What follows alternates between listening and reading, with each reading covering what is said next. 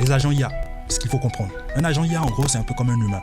En tant qu'humain, aujourd'hui, on a besoin d'un cerveau pour pouvoir avancer dans la vie et réfléchir à nos différentes problématiques. C'est exactement la même chose avec un agent IA. Un agent IA a besoin d'un cerveau et son cerveau ici est représenté par le modèle. De plus, un cerveau sans mémoire aujourd'hui ne sert pratiquement à rien. Imagine que tu oublies chaque minute tes actions. Ce que tu as fait il y a une minute de cela, tu l'oublies. Littéralement, toutes les actions que tu fais dans ta vie, tu l'oublies systématiquement. Ta vie devient floue, tu n'avances littéralement pas dans ta vie. C'est exactement le même procédé avec les agents IA. Les agents IA ont besoin de mémoire pour stocker des informations, l'historique, les discussions, pour pouvoir générer des réponses pertinentes et mener des actions pertinentes. On va venir sur le troisième point qu'est l'outil.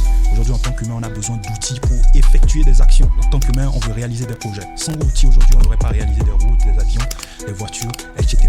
C'est grâce aux outils qu'on a pu réaliser tout cela. Et aujourd'hui, les outils naturels qu'on a, généralement en tant qu'humain, sont les membres, nos bras, nos pieds, qui vont nous permettre d'effectuer des tâches manuelles, de nous déplacer d'un point A à un point B en marchant, par exemple. Et si on le ramène dans le contexte entreprise, aujourd'hui en entreprise, on a besoin d'outils pour pouvoir effectuer des tâches. Par exemple, un développeur aujourd'hui a besoin de PC pour pouvoir effectuer ses développements. Une femme de ménage a besoin de balais, d'aspirateurs pour pouvoir mener à bien donc son travail. C'est exactement le même principe avec un agent IA. Un agent IA a besoin d'outils pour pouvoir envoyer des mails, remplir des tableaux chargés sur le web ou lancer des scripts. Maintenant, on va l'amener à l'échelle d'entreprise. Une entreprise aujourd'hui, c'est un ensemble d'humains qui collaborent entre eux. Et dans ton entreprise, tu as des départements. Donc, c'est la même chose avec les agents IA. Tu peux les organiser en départements pour pouvoir régler des problématiques précises dans ton entreprise. Et c'est là qu'on arrive au niveau des infrastructures IA. En quelque sorte, les infrastructures IA vont être donc cette brique d'agents, de département d'agents que tu mets en place pour pouvoir résoudre un problème beaucoup plus global dans une entreprise. Donc voilà de façon imagée ce que c'est concrètement qu'un agent IA et une infrastructure IA.